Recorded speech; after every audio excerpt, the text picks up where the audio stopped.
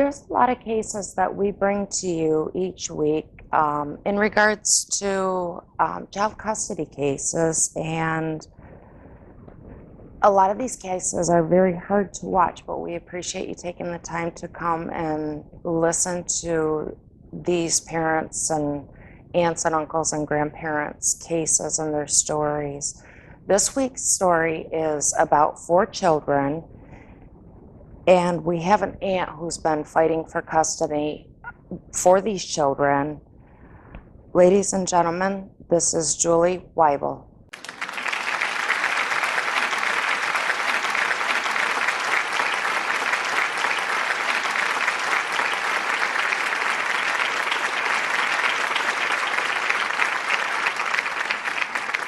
Well, first of all, can you tell me a little bit about your background and what brought you to where you're at right now and how it started? Well, in March of 2013, my brother's children were removed from their home. They were staying with his ex at the time, and my brother tried to get custody of them, but did not really stand a chance. He really wasn't in a position to be able to do that. So him and I both talked and figured the best plan of action would be for him and his children to come stay with me. Unfortunately, that was not agreed on by Bethany, who decided to place them in a foster home instead.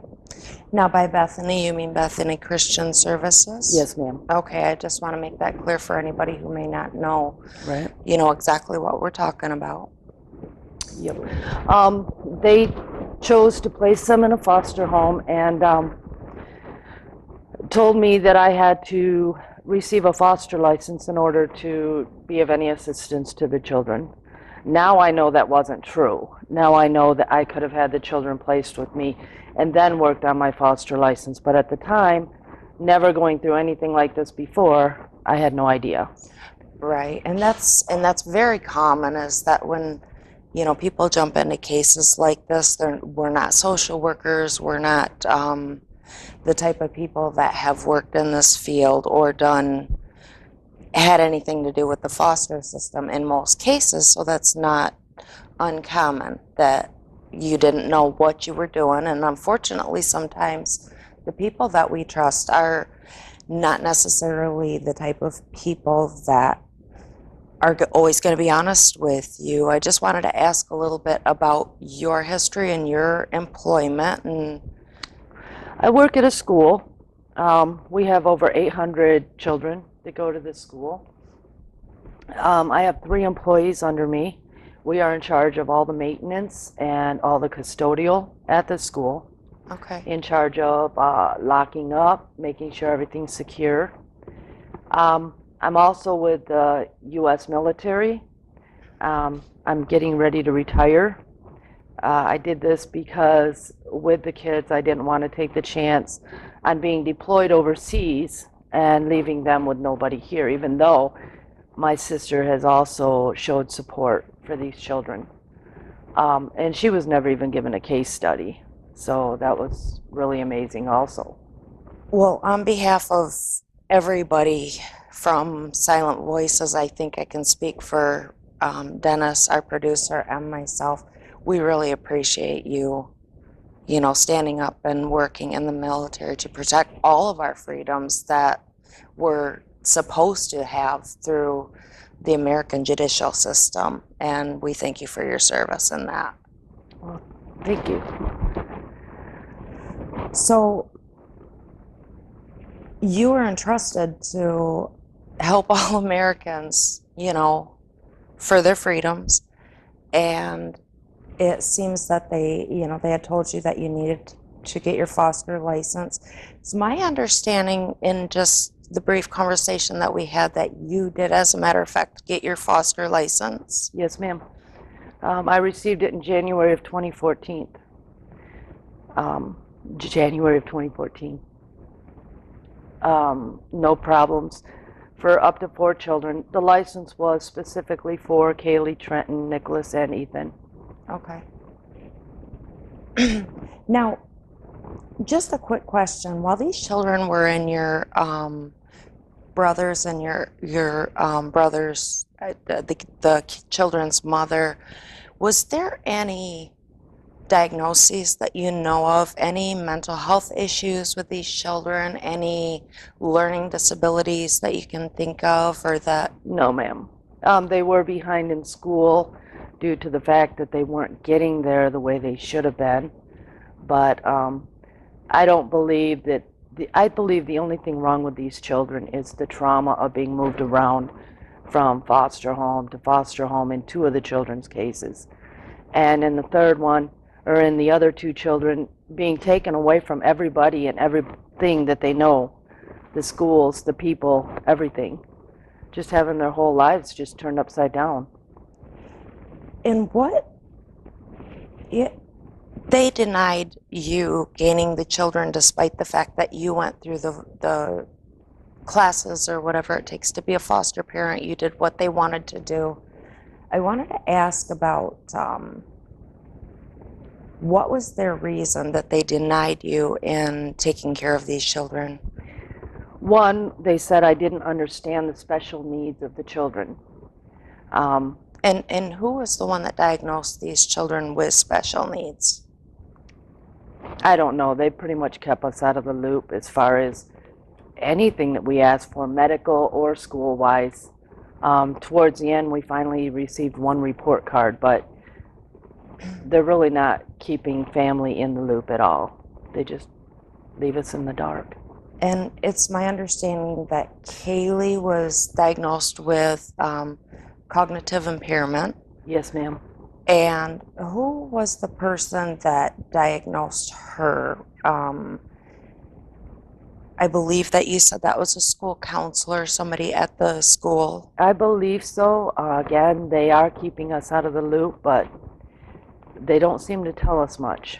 Okay. So It's my understanding that schools have guidance counselors and that type of thing, but they do not have, generally, they do not have psychiatrists on staff to be able to diagnose children. That's not something they, most parents recognize that they don't do that. and that would be another, not to interrupt, Maria, but that's another fact is all these recommendations are coming from a therapist who is seeing all four children and the foster mother at the same time every other week for approximately an hour to an hour and a half.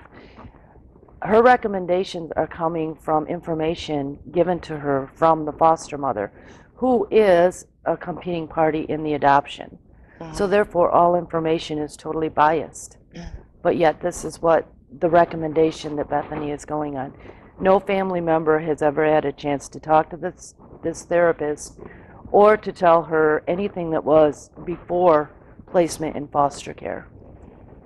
Now, have you attempted to contact this worker that's working with the children? I had asked about it from one of the caseworkers, and they basically blew it off. So they would not allow you access to this, I'm not to going the to, person who's, they just didn't make it easy. They didn't make anything easy. okay. Now, I also understand that the children are on, they have different diagnoses, including ADHD and the cognitive impairment. And the other two children, basically, it was stated that they just have special needs, but that was not, they didn't elaborate on the fact of what them special needs were. And I also understand that the foster mother created a menu for the children. Can you tell me a little bit about that and what their reasonings were? They put them on very strict diets to include things like no potatoes, no corn, no processed foods such as macaroni and cheese, hot dogs, bologna, things that all kids eat. I requested a recommendation from a doctor showing why they would be on such a diet.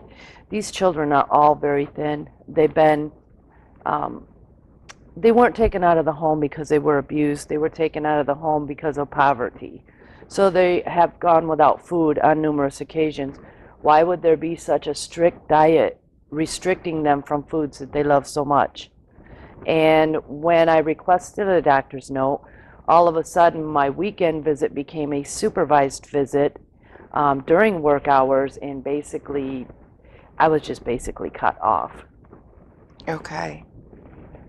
But can you verify that it was, in fact, the foster mother that you were competing with that created this dietary plan and not a physician? From your knowledge, from what you know of it. From a conversation that I had with the foster mother at one time, she had stated that she researched this on the internet and that she found certain foods to be bad. So it was all on the internet. It's my belief you can find anything that you want on the internet if you look hard enough. Yeah, definitely. And, different parents, feed children differently. You've got different cultures. There's a whole number of things. If dietary was an issue to take children away, many people would not have children whatsoever. And the state could just diagnose them special needs, and that would be it. So, along with the diet, is there anything else that you wanted to let the viewers know about your case and what you work with children? So clearly it's not the situation where you're not able to be around or take care of children.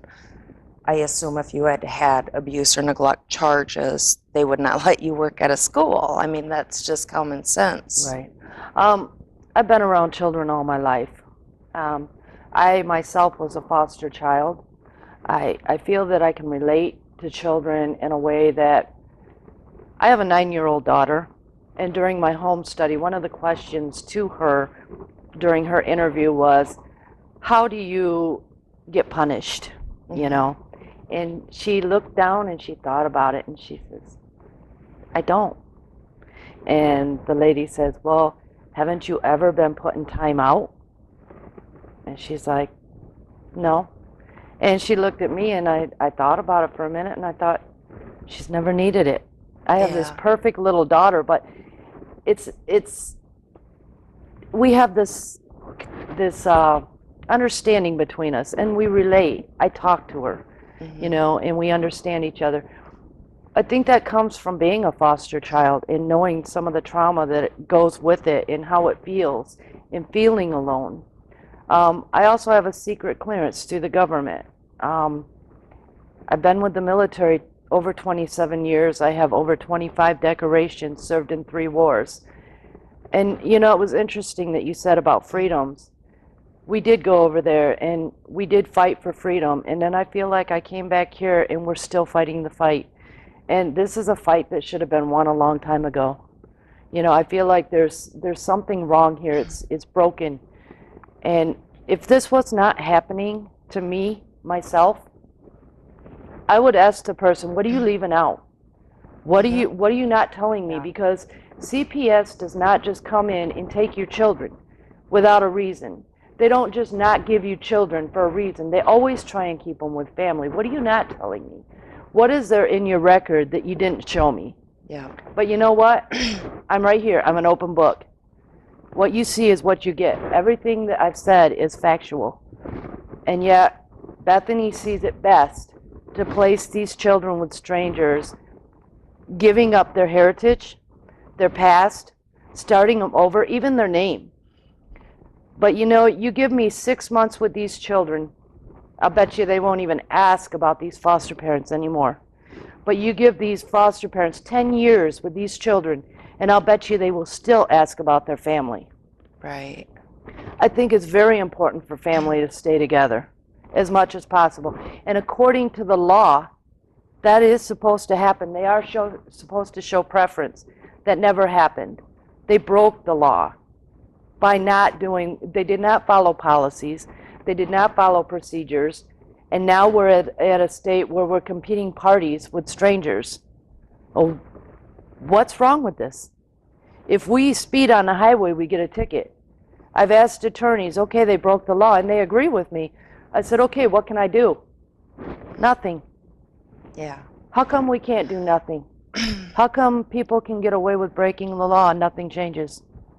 Well, one thing that you can do is what you're doing right now, and that's speaking out, because I totally can connect with you on that point that when you tell stories like these and when you've lived in such horror, I always had when I would tell people what was going on with my personal case, which is how I got into doing what I'm doing. I had a disclaimer that I would always make, and I would say, basically, somewhere in the story, I know how completely insane this sounds, but this is the way it is, and that's totally true. I would not have believed myself, 15 years ago either if I met myself, later in Right. life. It's not what we see um, especially our country doing to children. This is the most important assets that we have. This is our future. Now, just one question I have for you. If you could say something to a worker at Bethany Christian Services, what would you tell them? If you could say something and know that they were going to be totally unbiased and listen, really listen to what you had to say, what would be your words for them?